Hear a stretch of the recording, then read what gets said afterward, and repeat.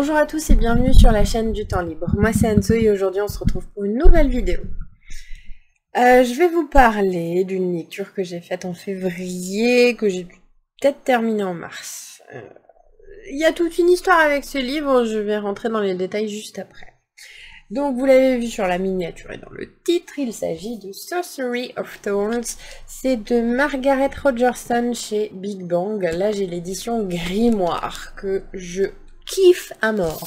Alors je viens de remettre la jaquette là, mais en vrai voilà, elle est beaucoup trop belle. Ah, c'est trop beau. En vrai c'est chiant ces trucs là, non? Je suis la seule qui aime pas ça, voilà. En fait, j'aurais juste pu faire ça pour vous montrer un peu. Ça m'énerve. Je l'ai lu sans parce que ça me rend dingue.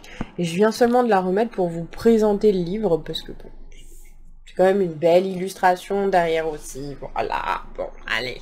Hein.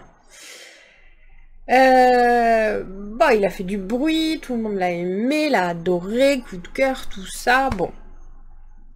Alors déjà, faut savoir que je pense que je l'ai pas lu au bon moment. Au début, c'était un peu laborieux pour moi. Après, j'ai fini par être dedans et par aimer. Hein. Je dis pas que je l'ai pas aimé. Attention. Hein. Je l'ai bien aimé. Mais bien aimé. Voilà. On va dire que je l'ai aimé. Pas juste bien aimé. Je l'ai aimé. Je l'ai pas adoré. J'ai pas un coup de cœur. Voilà. Je l'ai pas forcément lu au bon moment parce que c'est tombé sur la période où on a dû accueillir mon beau-frère à la maison pendant presque 3 semaines suite à un accident, tout ça. Et concrètement, comment vous dire que j'avais pas trop le temps de lire, donc en fait quand je lisais c'était 2 pages et voilà, je pouvais plus. Donc je pense que c'est ça qui a aussi beaucoup joué. Après, comme je vous ai dit, je l'ai aimé quand même, hein, attention. Je pense que vous connaissez tous l'histoire, mais bon, on va suivre Elisabeth, qui en fait est une gardienne de grimoire, on va dire, de bibliothèque. En fait, elle a été abandonnée à la naissance, elle a été déposée devant cette bibliothèque, et la directrice l'a adoptée, en gros, elle lui a offert, elle lui a offert une vie, voilà, tout simplement.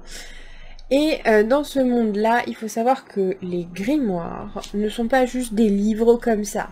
Les grimoires bougent, vivent, parlent, sont ensorcelés, voilà. Du coup, le job d'Elisabeth, eh ben, c'est de... Elle est apprentie, hein, donc elle est encore en formation. C'est de faire attention à tous ces livres, et voilà. Et en fait... Elle sait, depuis toujours, elle a été élevée comme ça, que les sorciers, parce qu'il existe des sorciers, sont méchants, en gros. Mais il va se passer quelque chose avec cette directrice, avec la bibliothèque, tout ça, et voilà, à partir de ce moment-là, il y a beaucoup de choses qui vont arriver, je peux pas vous dire quoi, parce que ça je vais vous spoiler. Mais voilà, à partir de ce moment-là, absolument tout va changer. Et elle va rencontrer Nathaniel Thorne, qui est lui sorcier. Je vous dirai pas dans quelles circonstances. Voilà. S'ensuit alors beaucoup d'aventures, de bouleversements, une petite enquête, voilà. Il y a de l'action, ça n'en manque pas, c'est sûr. Mais j'ai eu du mal à rentrer dedans. Après, comme je vous ai dit, la période fait que comment voulez-vous rentrer dans un livre si vous lisez 2 pages, vous refermez et puis 3-4 jours plus tard vous relisez 2 pages. Voilà, c'était pas possible. Donc, vraiment, je pense que c'est ça qui a fait que, parce que je l'ai pas dévoré, je m'attendais à le dévorer, et je pense que si vraiment j'avais pas eu cette période compliquée, ça aurait été le cas, j'aurais pu le lire beaucoup plus vite et vraiment être à fond dans l'histoire, et voilà. Je dis pas que c'est un mauvais livre, loin de là, mais je dis juste que moi, malheureusement, la période a fait que j'ai eu du mal. Après, j'ai quand même beaucoup aimé. Le personnage d'Elisabeth est sympa, mais j'ai quand même eu un peu de mal avec elle, des fois, ses décisions, ses choix, il y avait des choses qui qui m'agaçait un peu. En soi, elle est quand même assez badass, mais elle m'a pas touché plus que ça. La relation qu'elle a avec Nathaniel, juste ici.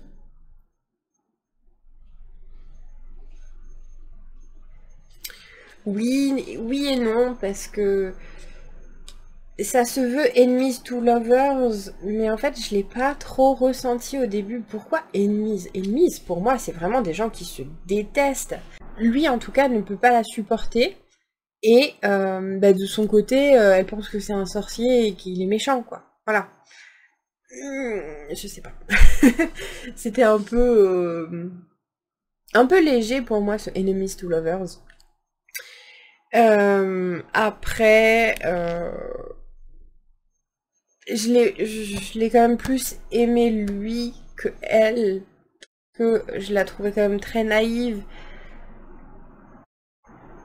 Elle apprend de ses erreurs. Forcément, elle va évoluer, ça c'est bien. C'est un one-shot, hein, donc elle a plutôt intérêt aussi à évoluer. Mais j'ai quand même peut-être une préférence pour lui. Et mon personnage préféré, il est là, c'est Silas. Voilà. Ouais, c'est un chat. Non, il a une autre condition, je ne peux pas vous dire laquelle, mais c'est le meilleur personnage de ce bouquin. Voilà, ma vie pour lui. À choisir, j'étais beaucoup plus hypée par les moments où il était là, où il se passait des choses en rapport avec lui, que Elisabeth et Nathaniel et leur relation, et voilà. Mais par contre, la relation Silas et Nathaniel, elle est géniale. Voilà, ma vie pour eux. Enfin, leur relation pour Silas. Par contre, Elisabeth, comme dit, j'ai beaucoup moins accroché. Après, c'est pas nouveau. J'ai énormément de mal avec les héroïnes. Je ne sais pas pourquoi. Vraiment, dans tous les livres que je vous présente, c'est quand même super rare que je vous dise que la nénette, je l'ai adorée, voilà. Ça arrive. Attention, ça arrive. Mais je sais pas pourquoi, elles sont traitées toujours d'une manière qui... Je sais pas. Il y a un truc comme ça, mais j'ai un problème avec les héroïnes. Mais ça, c'est personnel. Je sais que beaucoup ont aimé Elisabeth et c'est tant mieux. C'est dans ma tête que ça va pas.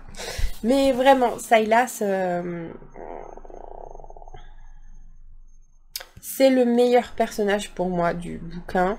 C'est celui qui est le mieux traité. J'aimerais, punaise, je me retiens tellement de vous dire certains trucs. Ça glisse, ça m'énerve ça. Je me retiens tellement, mais je peux pas vous en parler. Donc si vous l'avez lu, venez m'écrire, on discute en MP, Instagram, ce que vous voulez. Juste pour pas spoiler les autres, mais si vous voulez parler de Silas ou de la relation avec Nathaniel, je suis ok, allez-y, écrivez-moi. Où vous voulez, il n'y a pas de problème. Juste en privé pour que personne ne puisse être spoil. À part ça, l'univers était vraiment intéressant. Moi, j'ai beaucoup aimé. J'ai trouvé quelques longueurs, mais après, est-ce que c'est vraiment des vraies longueurs qui sont là ou mon état qui a fait que... Vraiment, je vous ai dit, c'était pas du tout le bon moment. Et ça, c'est tellement dommage, parce que lire un livre au mauvais moment, ça vous fait l'apprécier ou pas différemment. Alors que si vous le lisez dans un moment propice, votre avis est totalement différent. Ouais, je vais le tenir comme ça, je suis désolée, hein. Mais vraiment, ce truc qui glisse là, c'est insupportable. Non, attendez. Je vais l'enlever parce que maintenant que je vous l'ai présenté, c'est bon. D'ailleurs, je vous ai pas montré, mais il y a une belle illustration là qui était aussi la couverture du brochet. Enfin, du format normal, quoi. Je vais le tenir comme ça. Je crois que je le préfère comme ça. Un problème psychologique. Du coup, je me suis perdue là. Ouais, je pense que juste mes petites réticences sont dues au fait que ma période n'était pas propice. Et c'est ce que je dis à tout le monde. Quand on me dit lis ce livre, si c'est pas le moment pour moi, si je ne suis pas attirée, parce qu'il y a toujours une attraction vers un livre, je vais pas...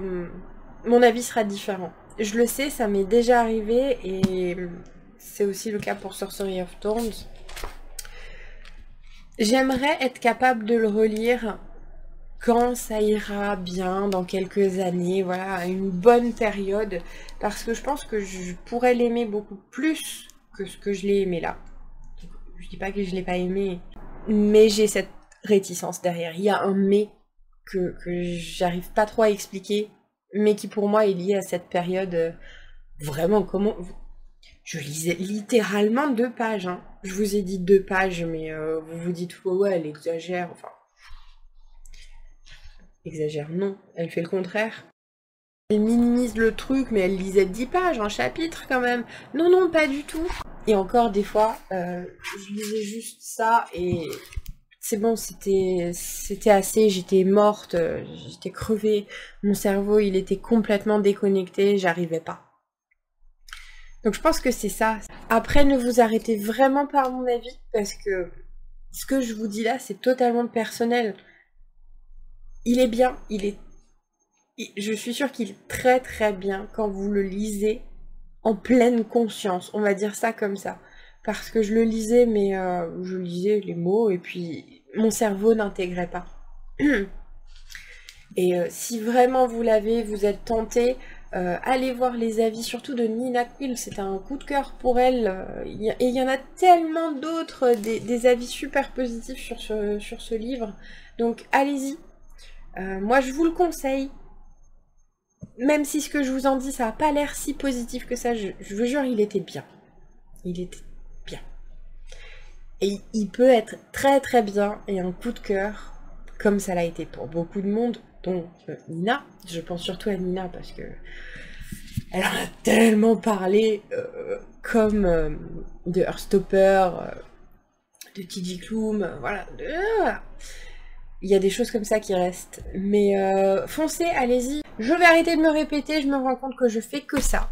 Sur ce, je vous remercie d'avoir regardé la vidéo et je vous dis à une prochaine. Bye!